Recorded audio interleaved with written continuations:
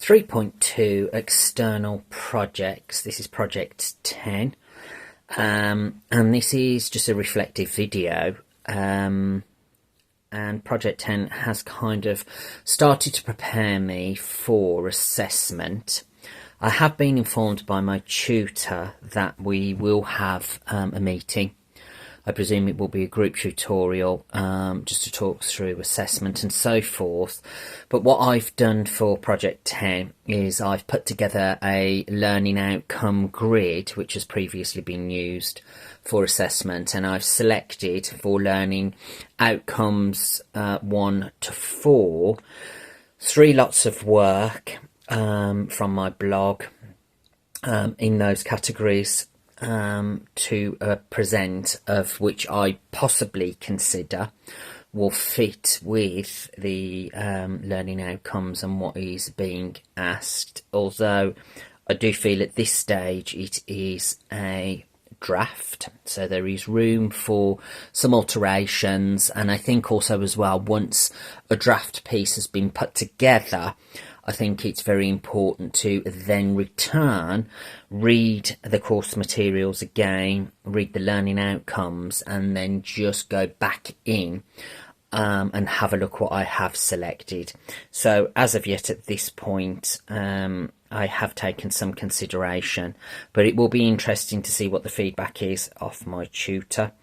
I think it's also interesting that over the past duration of the months, my tutor kind of gets to know the project as well, inside out, if you like, through seeing my blog and our one-to-one tutorials and group tutorials. Also my peers in the group, they kind of get more of a gist of where the work is going, where the work has developed and so forth, because I've been sustaining the social media aspect, Facebook and Instagram, so they kind of are up to date with everything and where I'm at. What I have done with my Google Slides presentation for my tutor is I've collated and still worked on areas of concluding my work, which I still think is important. And it's also kind of me preparing, even though I don't know what's going to be asked, me preparing for 3.3. I have some initial ideas already, which I want to take forward. As from with 3.2, I kind of used some elements of 3.1 that I thought were important, and that will also include the theme. The theme will continue dyslexia, unstructured play, and I still ask the question, what is play? Because I think that will kind of encourage audiences to ask questions about my work. And the developments from 3.2 have moved forward, where I'm now considering still using the body as a platform, but through developments, performance has become an important role with my textile practice, and I quite like the idea of textiles performing, possibly through dance with combinations of sound and so forth. So again, ideas are still stimulated, and I'm building, you know, probably early stages of a new project plan, which will be flexible. I presume we will continue to move forward with a project plan, but I will say that a majority of my work is based around planning and so forth, an extension of what was asked in the course materials. Padlet has been a useful tool in 3.2. I think this has been a useful tool to oversee work that's been in progress. I will say, to ask the question in the course materials, it does ask what I have kind of, what have I got out of 3.2. And I think it's important that for me to say that I would consider that my work developed a hell of a lot from 3.1. it taught me a lot about using my work to attract audiences or external partners, and this became an extension of collaboration, setting up an exhibition. There wasn't just kind of the relying on using Facebook and Instagram. It actually developed my communication skills with emailing and talking to people one-to-one also.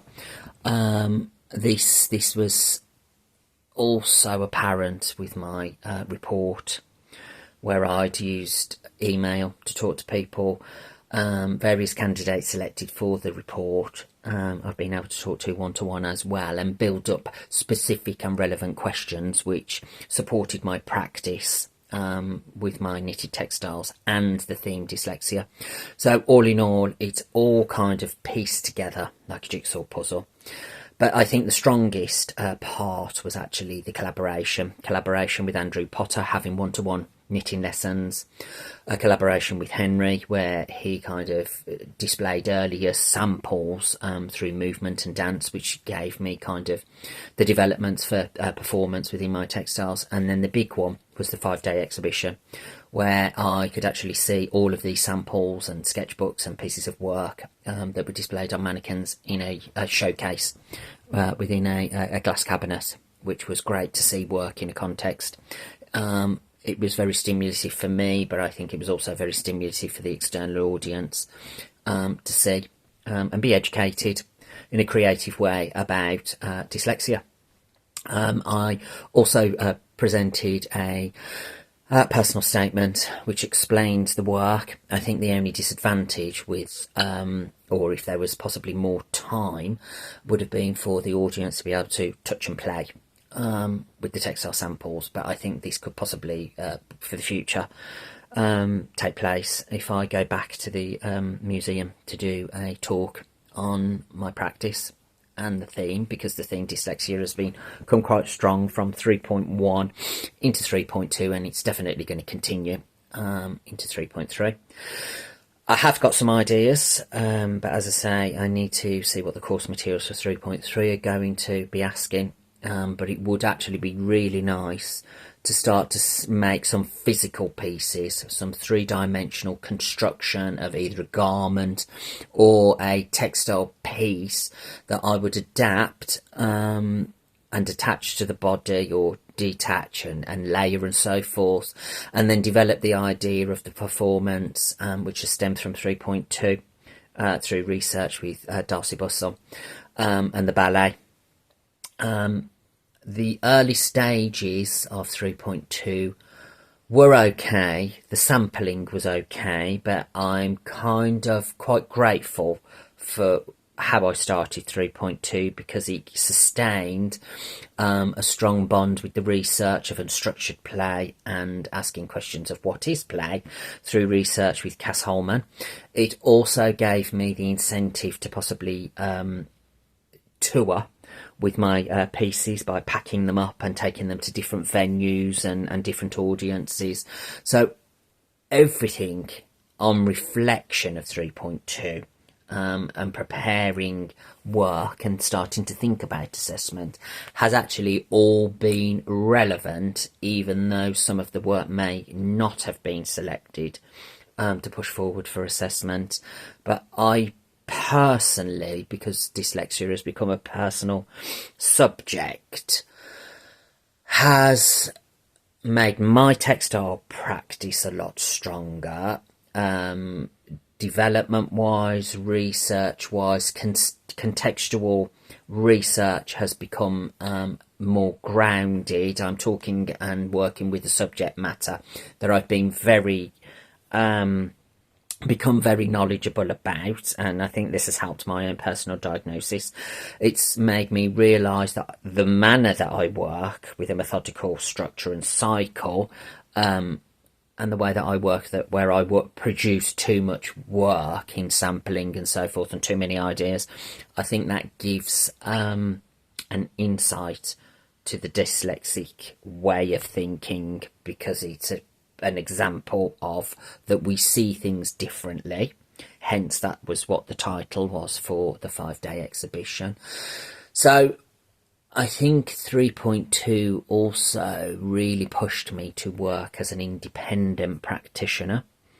I don't consider that there was any fear. I was not frightened, because I know that the support has been there with my tutor and the support has been there with the course materials. And I think at times it's quite nice to, during tutorial, to have an opinion, to say to your tutor, well, no, I don't agree with this or this is the direction that I'm going to move work. But I think also as well, it's been a great supportive mechanism to work closely with a different tutor, and it was beneficial for me to have Jenny as my tutor, because she'd got knowledge and experience of teaching knit in her previous career. So I think for me it was great to have that support, so that she could see that my machine knitting more so had become stronger and stronger through the developments of 3.2, because when I started 3.2 I had zero knowledge of technical work, but I have the ability. So I can kind of thank Andrew and thank Jenny for the support there, but also as well it's been great because I can put my own creative input. I would say that the technical aspect is still quite basic. Obviously you have limitations with the piece of machinery that you have. Emma Dolan has taught me a lot, researching her work, but she has the access to bigger machines that will do a lot more. But also as well, it's been interesting to follow another practitioner at a different establishment, so we've been able to share opinions and so forth. And also as well, it's been interesting to pick up on another practitioner's way of thinking, similar processes, similar kind of the way that we develop work, and the way that we see things as a textile process, through drawing, and then replicating with knit. Again, due to budget and circumstances, I've done a lot more research in the recent projects with creative yarn and so forth, so it's all still new and still early stages, but I do have the understanding of, with a creative yarn you can make your work a little bit more sensitive. Not all of the yarns are viable, they don't all knit through a knitting machine, but I think you can still generate and create texture through using technique on, you know, basic 4-ply yarn and so forth, and then obviously adding multi-mix media for whatever that may be at that time. It could be something that, you know, I want to manipulate the fabric that I've generated, or I want it to particularly be textural and tactile. Colour palettes, I'm probably a little bit weaker there because I didn't really focus on anything. A percentage of colour palette work came from the school reports. There was red, there was blue and greys. I could probably have expanded a little bit more, which I did do through looking at school blazers and school ties and rugby shirts for the stripes, where I'd used raised lines of the paper and stripy techniques. So I think 3.2, there was still elements of lots of sample making, lots of different ideas and lots of little pockets of work. So I do realise now that for 3.3 it is now for me to go back to 3.2 and access, select and sort, which I would probably say is one of my weaker sort of like things in my practice, to then pull out and start to generate ideas that I enjoy and ideas that will work. And I think I have got a few ideas which I'm going to work with over the next few weeks. Just a bullet point, I'm still going to continue to build up my knowledge with the technical side of things, with the knitting machine. As of yet, I'm not going to invest to a bigger machine, because the two types of knitting machine that I have, I think it's one of those for me to have these this basic knowledge with the support of Andrew, and there's no reason why the knitwear or the knitted objects cannot still be as tactile and as interesting, possibly even keeping the technique simple but making the refinement with a creative yarn. Who knows, I haven't got there yet. So I think all in all it's going to be an interesting journey, lots to learn, lots to do and lots to see. So I will be interested in seeing the course materials, but overall I will be refining things for my assessment. I will be putting together some new creative work to submit, or not new creative work, but work that is going to be applicable. Hopefully the report that I've done has got the message across, with the interviews and so forth. I particularly think the Stevie Cousins one-to-one interview was very supportive for my scholarly report, so I would like to be considered that I had gone a little bit more in depth, and show that I do understand dyslexia as a theme and as a subject matter, and that I have dyslexia. So I think that's important to identify myself and see what my traits are and so forth. So I'd like to say thank you to those 4 candidates: Andrew, Wendy, Emma and Stevie. And I would also like to say thank you to my tutor Jenny for her support over the just under 12 months. And hopefully assessment will see that my work has developed, has become in depth. I do consider that I've gone a little bit more in depth since becoming more independent, and it's been really satisfying to identify myself as a designer, because that is the area that I would like to go into. But I have a few ideas that once completing my degree, hopefully a new pathway, a new career. So watch this space.